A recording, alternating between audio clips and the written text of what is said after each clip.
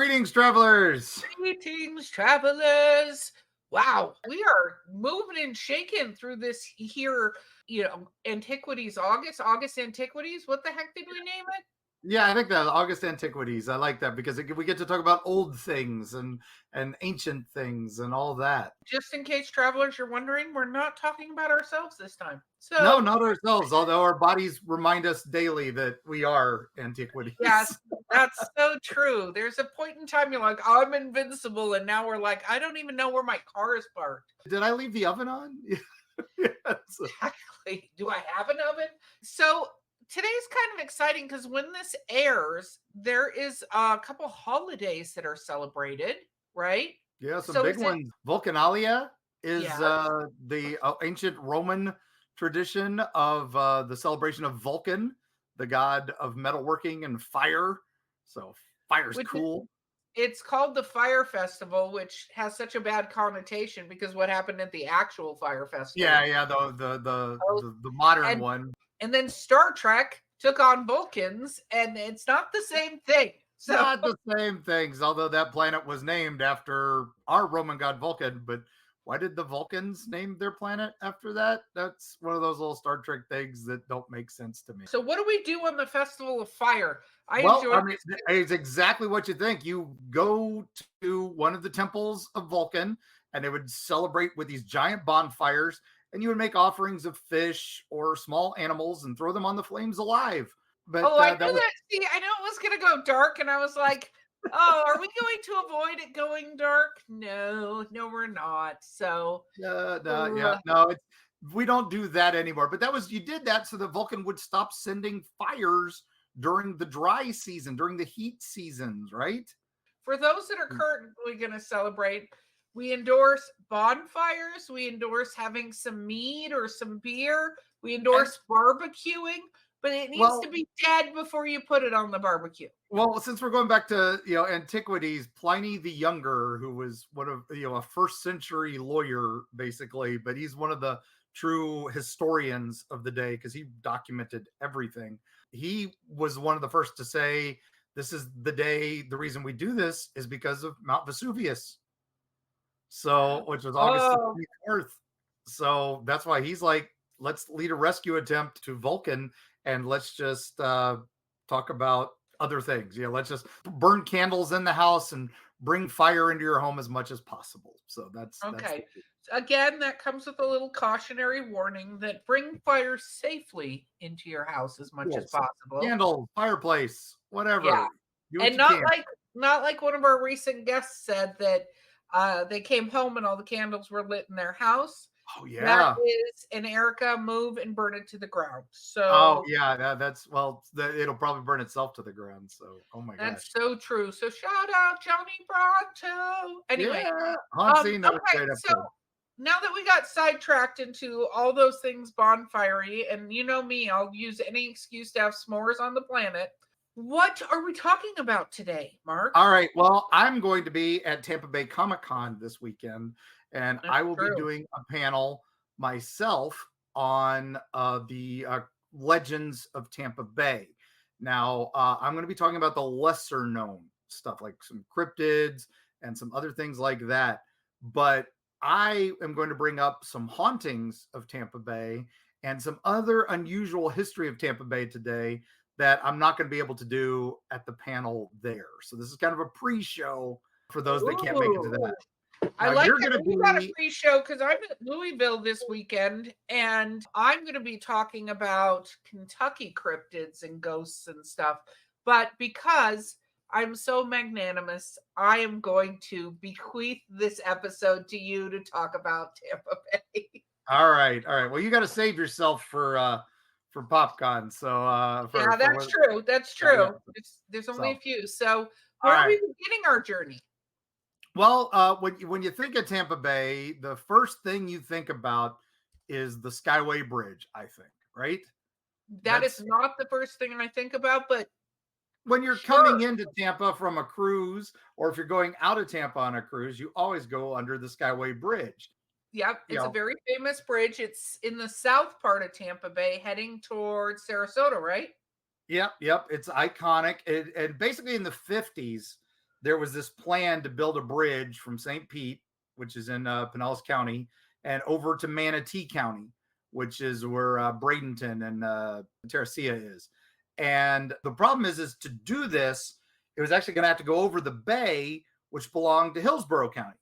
So 3 counties had to get involved with building this giant bridge that would go over it, right? Ooh, to the bureaucratic nonsense that I'm sure went Yeah. through that. Yeah.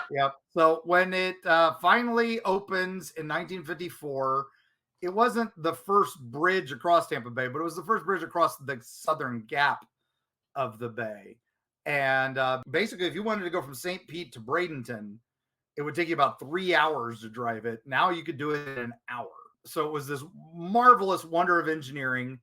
You know what And the it thing is? was, I don't think we think about that a lot. Like there's so many modern conveniences. You look at big bridges spanning over, mountain ranges even and things like that, or tunnels, and you don't think when you're driving through them, there was a point in time you had to stop and go all the way around these things to get to where you were going.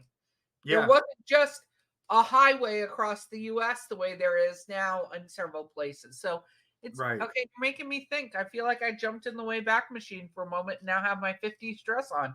Let's go to a Okay, sock well, hop. let's take your 50s dress and let's go back in the Wayback Machine and let's go to the 1980s.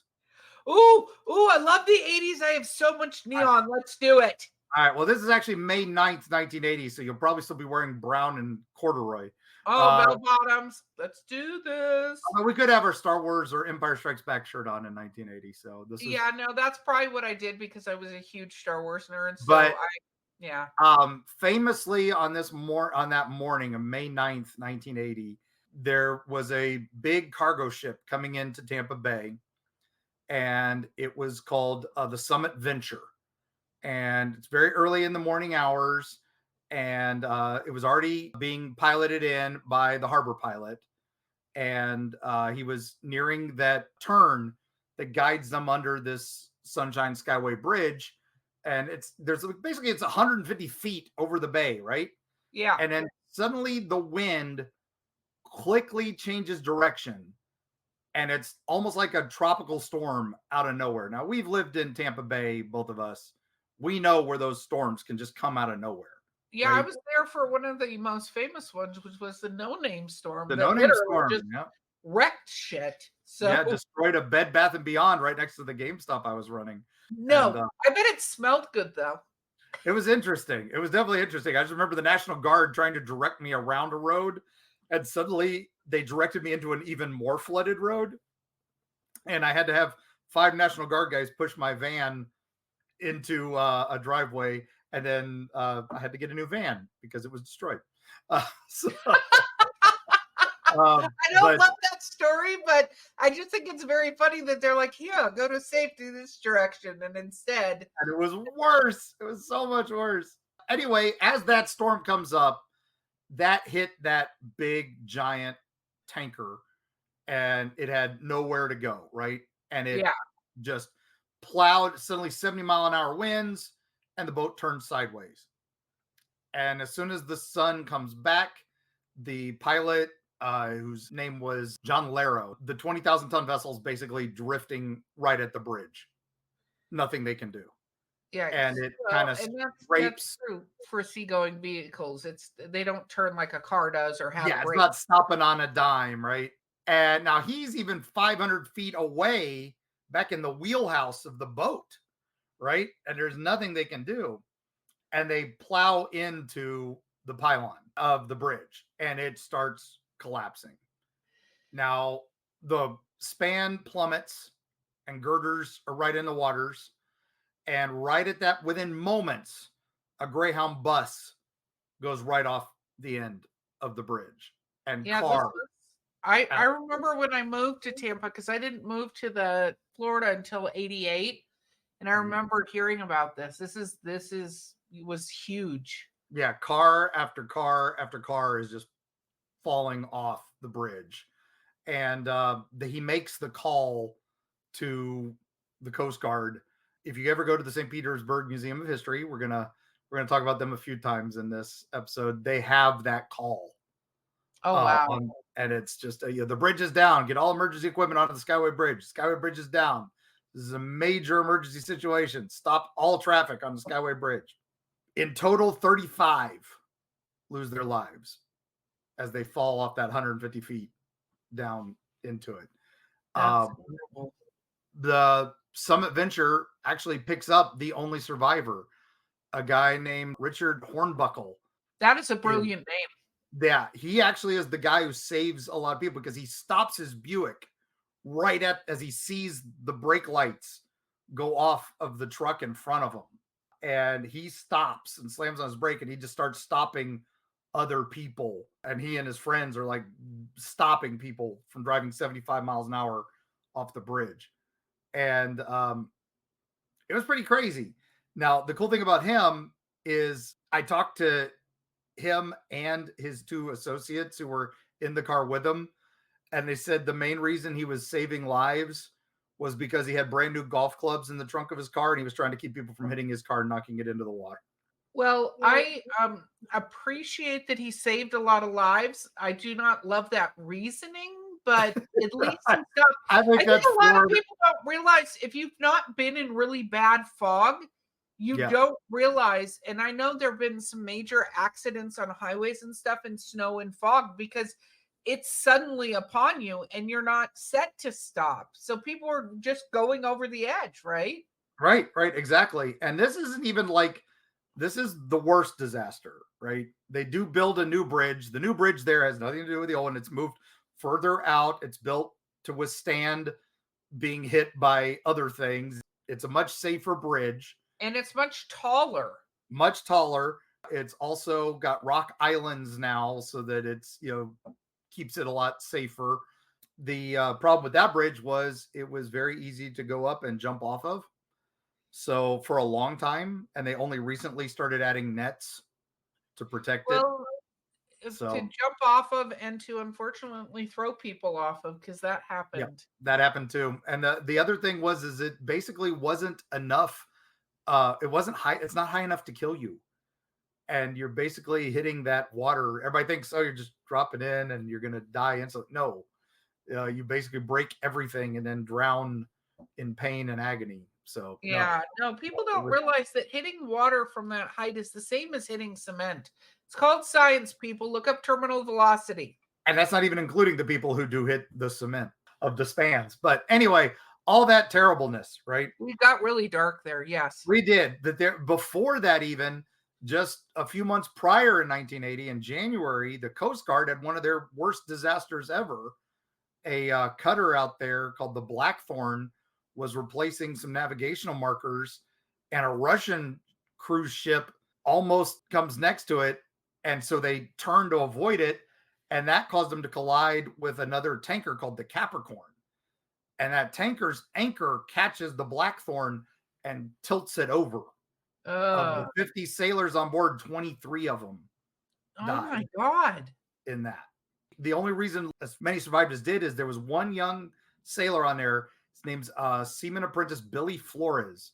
And he saved so many of his crewmates because basically, once he saw what was going on, he climbed onto the deck and started throwing life vests out to his crew.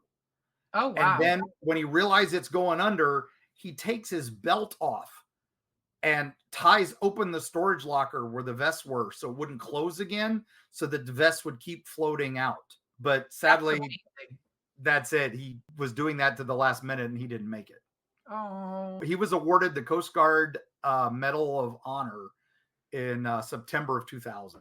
he So should have been years, way decades before later. that. Give me Yeah. a break.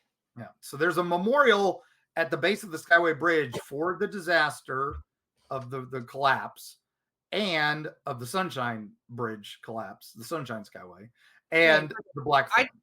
I just got the heebie-jeebies because, as I recall, we're not close to done with this story. No. We're getting there. We're getting there. I know. Oh, okay. I got the heebie-jeebies. I know where All this right. is going. Now I'm freaked out. Okay. Go. Okay.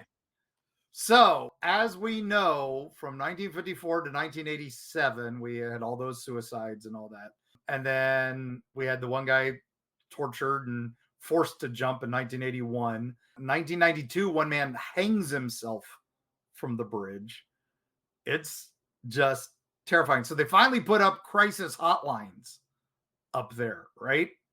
And then they have the suicide patrol go back and forth.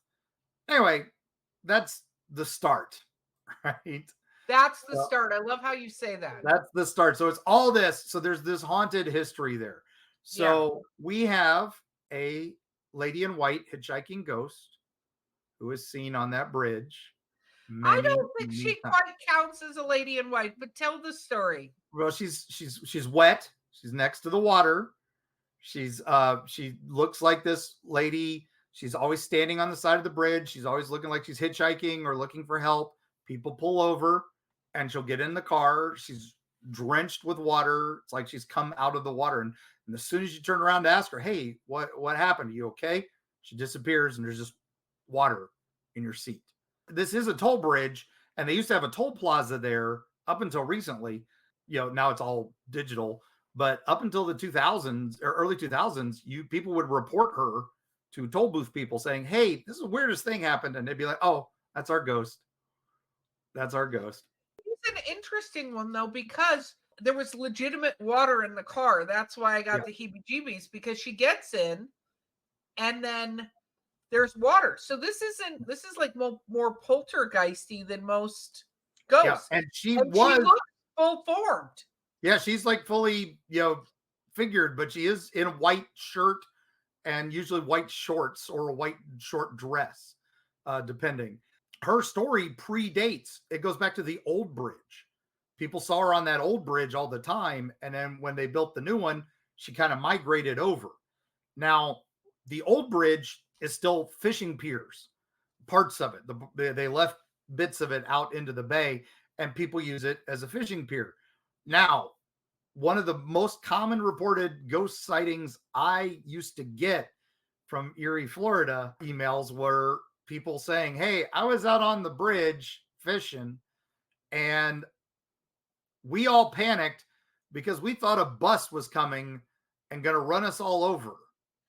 Oh wow. And they all would run away and they would see this old 80s bus, Greyhound bus, drive past them off the side of the bridge, and then they would hear the splash.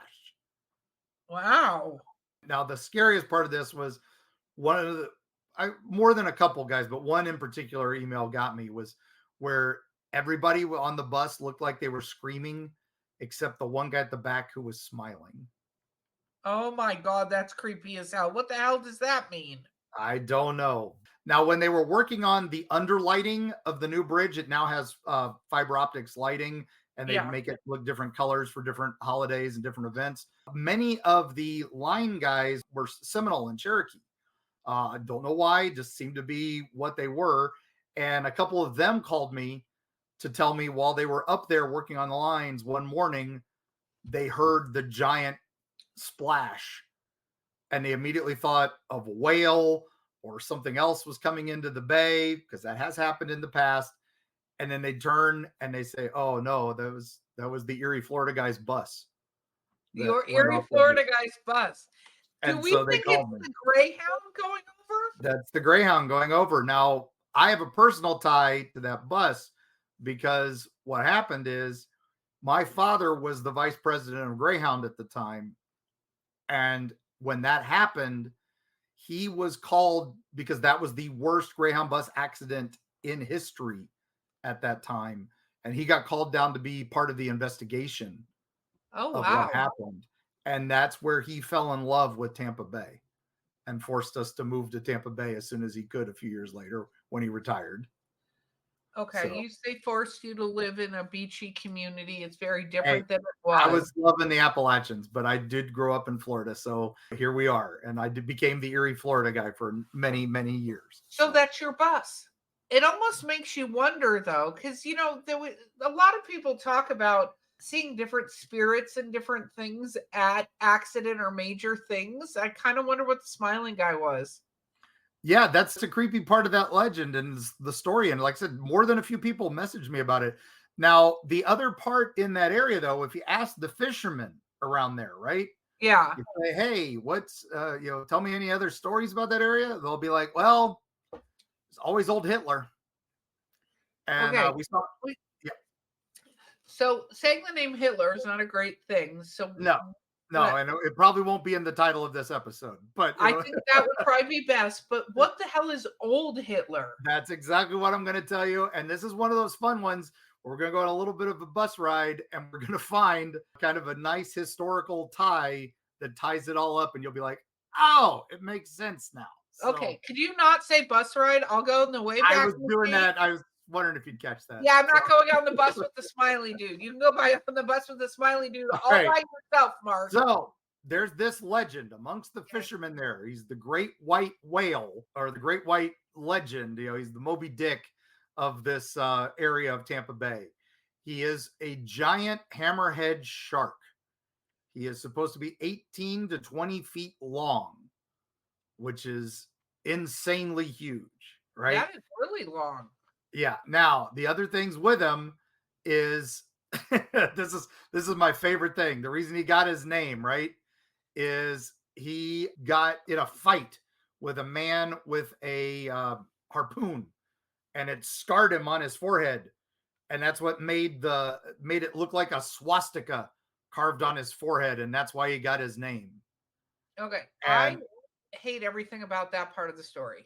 he's covered in hook scars because so many people have hooked him and jigged him, and he has escaped from everyone. There's a famous story about a Jeep that was had a hook over the side because it was pulling up a boat from the boat ramp, and the shark grabbed it and dragged the Jeep into the water. It was Wow. that strong. And all the fishermen have an almost got him story, right? They all have the where they were out there on the pier and they saw the great white hammerhead underneath and they threw the down the shadow of him. It's always the shadow of him, right? And they threw the lines down and they almost caught him and or they caught this weird thing and it almost broke their arms or whatever. It's always something with this guy, always getting away. Now, Well, I that just want to clarify for anybody who's not been to this particular area, there are some parts that are very crystal clear, beautiful waters, but the majority of them, that is not the case. You are not right. seeing the bottom. You are not seeing this gigantic shark glide through the water. That is not a thing. You will see dolphins. You'll see all kinds of. You will see hammerheads out there, lots, because they follow the Marlin Trail along the Gulf Coast. So this is a hot spot for giant hammerheads. The largest ever recorded caught was around 15 feet. Now, I at the St. Pete History Museum found a postcard of one that was 17 feet, but that apparently does not count because it was not officially labeled, and it's literally two guys standing on top of each other holding this shark off the St. Petersburg Pier, which is not far from there. Wow. Anyway, so that's old Hitler's size, right?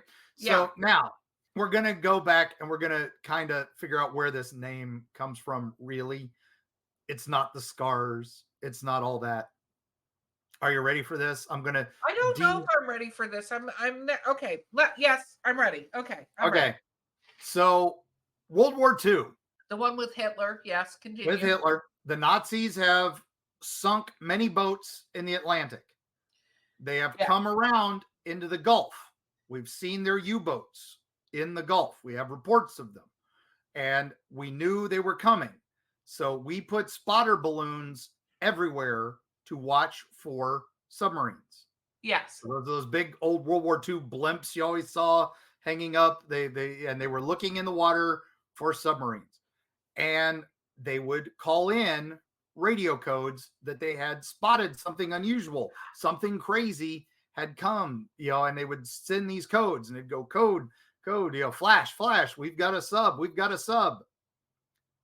And then because they would see these dark shapes coming into Tampa Bay because they were convinced the next two targets were either New Orleans or Tampa Bay, Yes. right?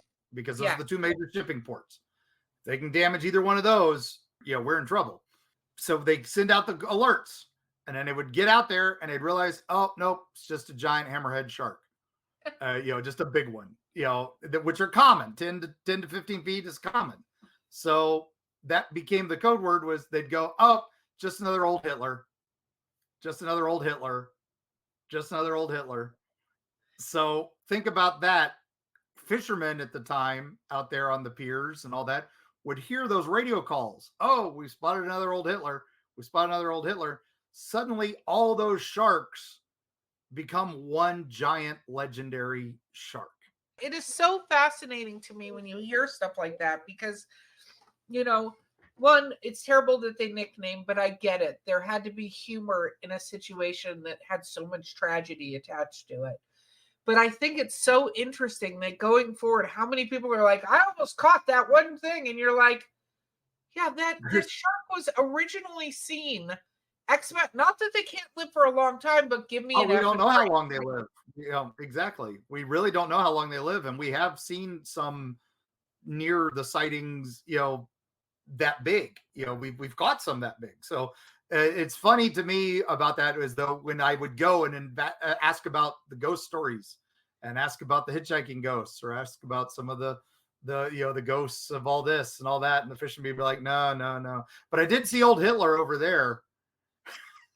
Oh. He's hanging out over by the bait shop. You might want to go over there and get a picture. So, oh my God. Yeah, that's hysterical, though. We love fisherman stories. So that's just the dark of the bay, right? That's literally the mouth of Tampa Bay. So now we're going to talk about some of your favorite things after this. We're going to talk about ghosts. And we're also going to talk about one of my favorite things ever, spontaneous human combustion. Oh, dear God. Okay, let's hear from our sponsors and we'll be right back.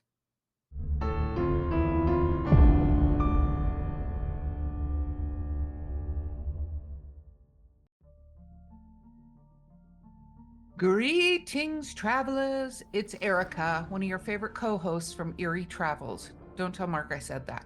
But I wanted to offer you a very unique opportunity. You can always advertise with us here at the Eerie Travels podcast or on one of our live shows.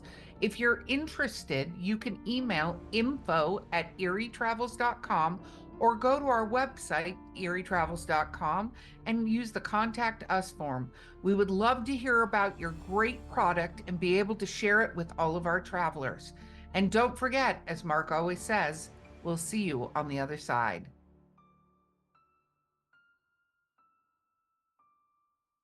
Most know Florida as the land of endless sunny beaches, but the state is home to numerous eerie legends and mysterious creatures. The Everglades is home to the elusive skunk ape. In Key West lies an uncanny doll reputed to have a life of its own. Join Mark Muncy and illustrator Carrie Schultz as they uncover the history behind the state's creepiest stories and unusual locations. The Dark Side of the Sunshine State, presented in Eerie, Florida, from History Press.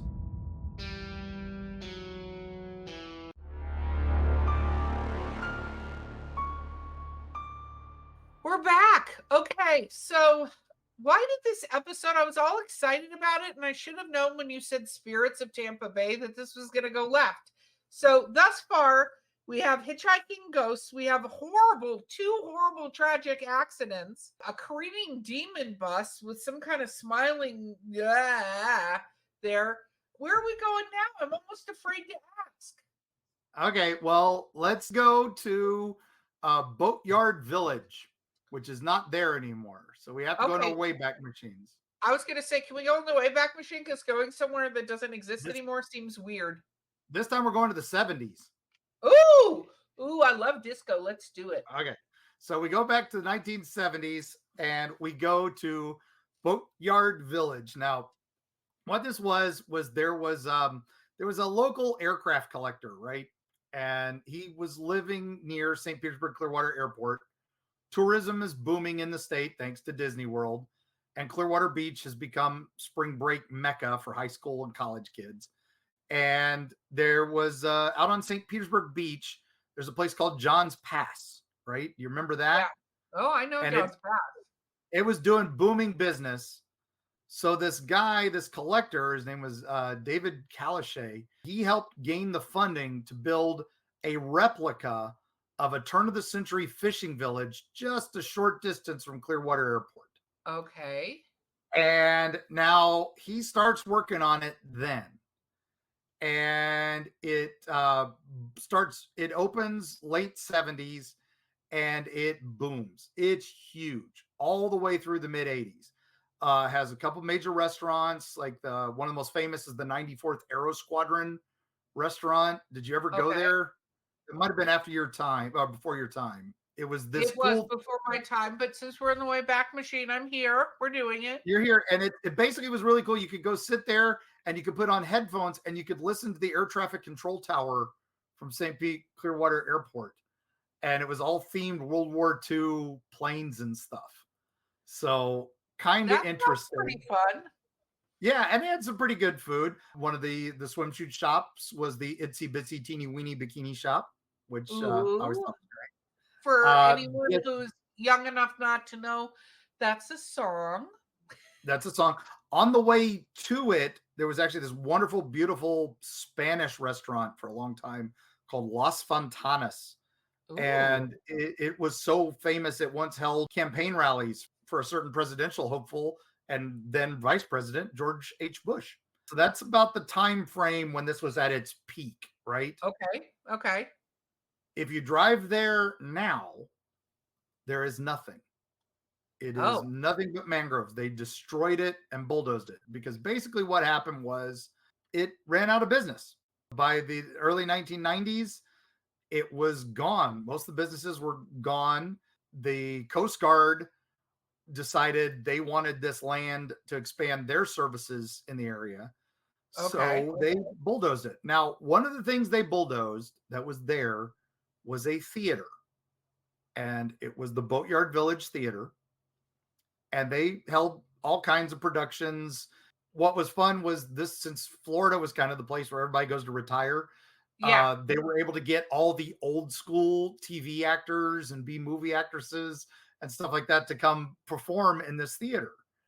And they That would sounds pretty do, badass, actually. yeah, they would do, revivals of South Pacific and stuff like that. But it would be with these old character actors in the 50s, 60s, and 70s. It was pretty cool. What happened though, is this place had a ghost. What? This theater, which was built in the 1970s, had a Victorian ghost. What A was there lady, before the theater and stuff was there? Was it? nothing. It was Oh, swamp, but a Victorian lady in white would be seen around the theater. She would be seen walking the carpet. She had a parasol that she would twirl behind her. And the biggest thing about it was one time she showed up in front of a matinee audience. And it happened to be a performance of South Pacific where she's coming across the stage and everybody's going, "What the hell?" well, And it doesn't fit in South Pacific at all. exactly, there was this Victorian lady, and then she disappeared in front of the entire audience. Do they think she was brought in by something they brought to the theater? Had to be attached to something there, right? That would Yeah. be the theory. One of my favorites was the great Bill Daly. He was Major Healy in I Dream of Jeannie. Oh, He was on the Bob Newhart show. He was one of the guys who saw her. And when she disappeared, he was like, "I'm out. I'm out." He pulled an Erica. He noped. yeah. Nope. He's like, It's one thing to almost discount something you see or see out of the corner of your eye. Like we hear a lot of people that are like, maybe I did, maybe I didn't. There's a lot of self-doubt that happens, but when an entire theater of people go, what the hell was that? so So what happened anyway, to our ghost? well, what happened was the theater had a major fire, and that's when it closed during that downward spiral of Boatyard Village. So it closed before it got rebuilt a little bit. They actually tried to open a haunted attraction there from our good old friend Dr. Paul Bearer, hosted it, and they were trying to do their own thing to kind of compete with the Gasparilla over in Tampa, which is the big pirate festival. They were doing a thing called Guavaween, and Oh, I remember that. Yeah. you remember Guavaween? And they had Madame Guava was their icon, and her and Dr. Paul Bearer opened a haunted house in that old theater, and they used to joke that the lady in white was their extra character. They didn't have to pay that actress. So we talked about haunted attractions. Well, she was one of those. But like I said, the place closed down. by the mid 2000s, it was pretty much just a lot of adult phone lines were business there and everything. It was a pretty crazy location. And people would still go there because it had that old theming. It was just kind of a creepy place. And people would try to sneak in to see the ghost at the theater. But sadly, all got bulldozed. It's all gone now. And we thought that would be the end of our Lady in White. But I was getting emails. I was getting calls. Oh, People in kayaks out in Tampa Bay going through those old mangrove swamps would see this lady in a white dress with a parasol walking along areas that should just be alligators and herons and egrets and and the wow. occasional pelican. That makes me think of the character from the Haunted Mansion with the parasol that's on top of the alligator. Yep, that's exactly the imagery that I was thinking. I'm like, people have seen her to this day. I still get the occasional email as does anybody know about this lady in white? And then people read one of my books that mentioned her and they're like, oh, hey, that's what that's from. So she's still Does out there. anybody have any idea who she is at all? None, because she doesn't fit the history. There was never anybody killed or dead at that theater. It must have been something attached to a piece of something there that's still there, maybe. Who knows? So, That's so bizarre and creepy, one and of I'm those thoroughly odd creeped out. things. All right, so we talked about her, but now let's go talk about something that did happen. Okay, do you Well, know I Mary think that Reeser? did happen. It's just Well, what that happened. did, but I mean, let's talk about something that's documented here. All right, when Uh, the government mentions black magic in a report, you know it's What? important. So, and let's get back in our Wayback Machine. I didn't put Guess where we're nearly going enough snacks now? for this. Okay, let's go. Where are we going? July 1st, 1951. Okay. What are you going to wear for that? You got a Donna July Reed 1st, outfit? 1951. I feel like I need a poodle skirt and I need the little curled bangs and Okay. I need a little pink cardigan to go with my little lacy socks and stuff. I've got this. I'm ready. All right. Well, let's just say we go and visit this lady named Mary Reeser. Okay. And she had spent the evening of July 1st, 1951 with visits from her son and one of her neighbors. And she was just wearing her nightgown, some slippers, and a robe. Okay. She's 67. She's living in St. Petersburg, Florida, and just enjoying herself. Though, and she went to bed. Okay. All is well. Next morning, a telegram courier arrives, and he's knocking at the door of her apartment, and no answer. So he checks the neighbors, and the neighbor comes over, and they again knocking on the door. He's like, I know she didn't leave. She's always there. But when they touch the door, it's hot to the touch, I don't like like that at steamy all. hot. Yeah. We know what that means, Yeah, that's bad. right? Yeah. So they call the police. The police break into the apartment, and it's even though the windows are open, the police immediately note that it is unusually warm. And Okay. in one corner of the apartment, they find a pile of ashes. It was the burnt remains of a chair and a lamp. There was a partially melted clock that had stopped at 4:20 a.m. And the only reason Okay. they realized that is because the power plug had been melted. Okay. Every other corner of the apartment was untouched by any fire damage. And when they start looking closer, they discover there's a woman's left foot still wearing a slipper. Oh. Ah. And as they start sifting through the ashes, they find a miniaturized human skull. And between that and the foot was all that remained. A miniaturized human skull? Yes.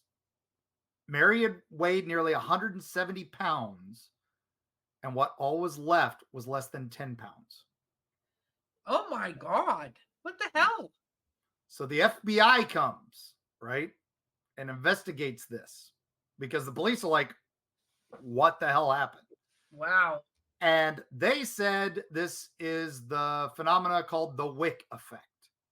The We call wick? it not John Wick, we call it candling now, where basically a person's clothing of the victim basically soaks up the fat and you melt and it acts like the wick of a candle. And Ew. Ew is what I have basically, to say. they basically said she must have fallen asleep smoking, lit her robe on fire, and it just melted her. All that's left is her foot. That doesn't make sense. I feel like Right. science, that The doesn't make police sense. said this is wrong. They did not close the case. Good. Uh, Yeah. yeah. Now, her apartment clearly shows signs of high heat, right? Walls are covered with greasy spots, a mirror cracks, power switches, and two candles on a nearby dresser are completely melted. Some experts were called in and they said those extreme temperatures needed to do that much damage and everything would have had to been over 2,500 degrees Fahrenheit. A And you would cigarette have and a seen burn robe. marks everywhere, not just melted shit. You would have seen Yeah, burn marks. yeah, a cigarette and a robe is never gonna burn that hot and not Yeah. burn down the rest of the building, Yeah. right? No way. No. Some people even said like ball lightning, maybe that came in, right? All this. So on July 7th, it's been a week now, they sent a box of evidence to J. Edgar Hoover himself, right? Really? At the FBI and said they've included little fragments found in the ashes, and they're little sick small things, and they think they might have been teeth Ew. because they shrunk so much from the heat, right? And he requested any theories on this. Wait a And minute. Does they that estimated kind of heat shrink bones like a skull? Would it shrink a skull? it could, yeah. With that was exactly what it would be. It would have to have just been the sheer pressure of the flesh melting, crushing the skull. That's And so bizarre. now they realized it had to be 2,500 degrees and would have to burn for several hours to consume a human being so thoroughly.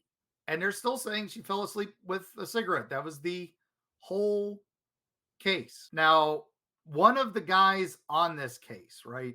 He was the physical anthropologist Wilton Krogman. He was one of the consultants on the case, but we didn't know that until he writes about it in 1960s. Okay. And he says, this is his quote, "I find it hard to believe that a human body, once ignited, will literally consume itself and burn itself out as does a candle wick. Never have I seen a body so completely consumed by heat. This is contrary to normal experience, and I regard it as the most amazing thing I had ever seen. As I review it, the short hairs on my neck bristle with vague fear. Were I living in the Middle Ages, I would have said something about black magic." Wow. So he then later, decades later, walks back that statement.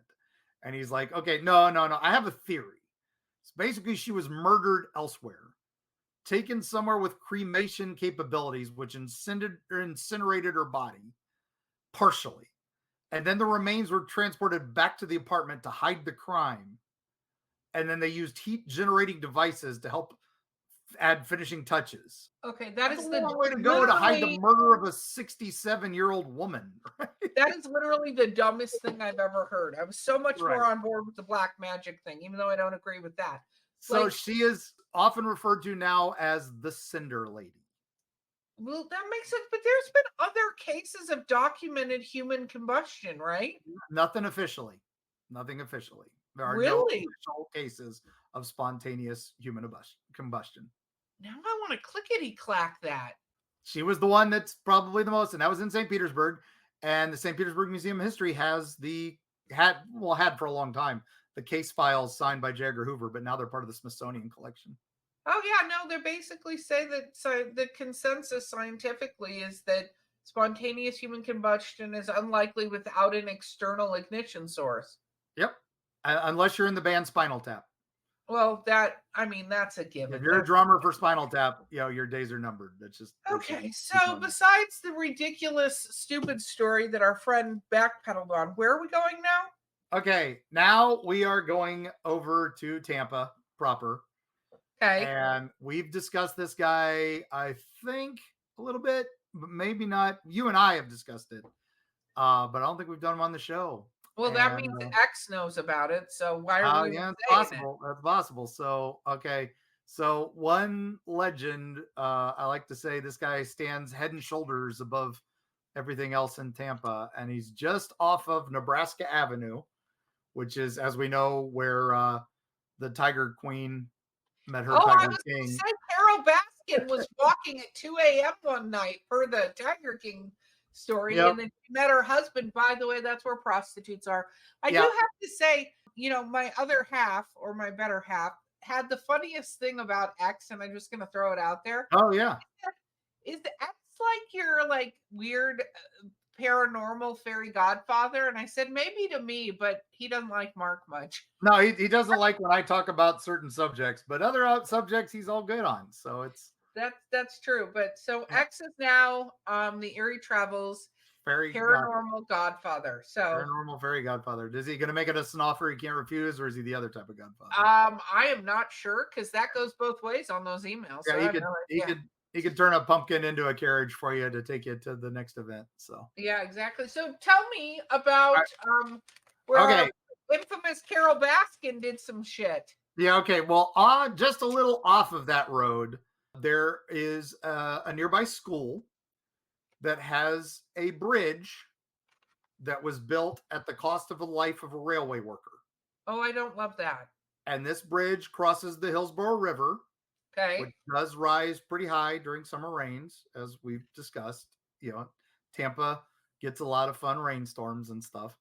It's been Thank you, Mini recently Lightning. underwater with Debbie. Go Yeah, ahead. yeah, Mini Lightning and the Shaman of Felipe Park. These will be things we'll have to talk about on another episode.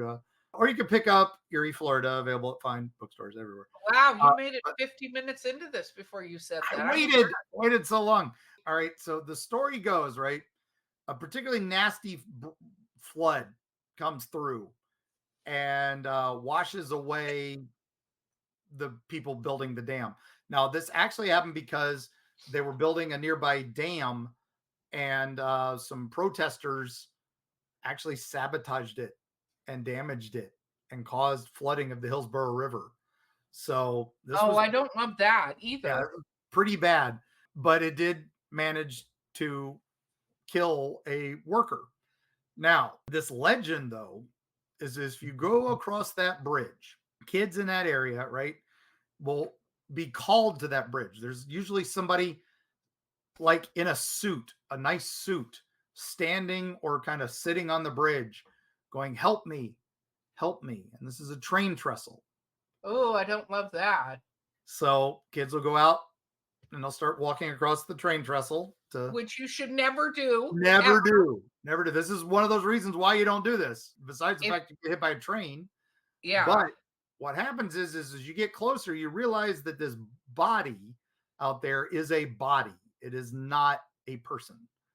And it Ugh. rises up, and it's kind of like an anglerfish, where it is some sort of crab spider or sea spider giant that uses the body like bait, and it rises up on its legs and it holds the body out in front. And then you I have the choice I'm of either sitting here with my A, mouth just open because this is so gross. Okay, what? yeah, you have the choice of either A, jumping into the Hillsborough River below to your death, probably, or being eaten by this terrible creature.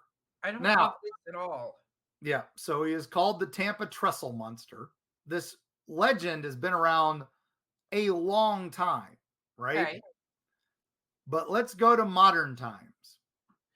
Oh, that's Okay. good because this costume change in this particular episode has been mind-boggling. So yes, let's do it. Okay. So we're going to go up to a modern phenomena known as creepypasta. Oh, one of Remember my that? favorites. Yep. Yes. So it was like a Wikipedia for urban legends, and people were allowed to add things to it. And Now, early 2000s, the rise of Slender Man, Yes. right? He's Yes. a character for a Photoshop contest that's just a guy in a suit standing around a what looks like a schoolyard, Yeah. and there's this legend of him stealing children, right? Well, that entry on the Creepypasta website suddenly starts getting all these extra entries where suddenly he has tentacles or spider legs coming out of his back and kind of spindly things that come out and grab his victims and stuff like that. 90% of those edits come from Tampa Bay. And Wow. what they've done is they've combined the Trestle Monster, which is a guy in a suit with spindly legs, with Slender Man. Well, and I can see how they would do that because if this body is being pulled up and propped up, it's probably looks slender, and especially when the creature comes out around it, I think that is yeah, no, nope. I'm out. I'm out completely. I'm out of here. Yeah, No. yeah, yeah. So that's where we think the Tampa Bay connection to Slender Man comes from. And that's again how legends evolve. It's just like old Hitler. It's started one thing and kind of turned into something else. So No, that now makes everybody at that high school says Slender Man lives on that bridge. have people recently seen this creature, whatever it is? There have been reports. I've gotten a few things. I reached out, worked with a young filmmaker who was going to school at Hillsborough College, and he was interviewing me about it because he'd interviewed a couple other kids about the legend, and one of them said their friend had seen the creature and then committed suicide a week later Oh because it God, was that's having horrible. nightmares from the creature, so couldn't sleep. So Yikes. No, now I I don't hate know if that. that's true, but Well, it's the thought of it is terrible. So yeah. I have to say, of all of the things you've said today, not a single one of them has been fun and or uplifting. You didn't like the lady in white still hanging around at the Boatyard Village? I thought you'd find her amusing at least. I So find her amusing, but that's not a happy story. What the hell is she trapped to? I mean, she's all these are full apparitions, as they say in the what does Ray say in the Ghostbusters? free floating full torso apparition. Yes, Yeah, yes, that's what's happening here. yeah, yeah. Creepy Well, yeah. crazy. Mark, you I don't know. I think Tampa Bay is definitely the home of a dimensional cross rip.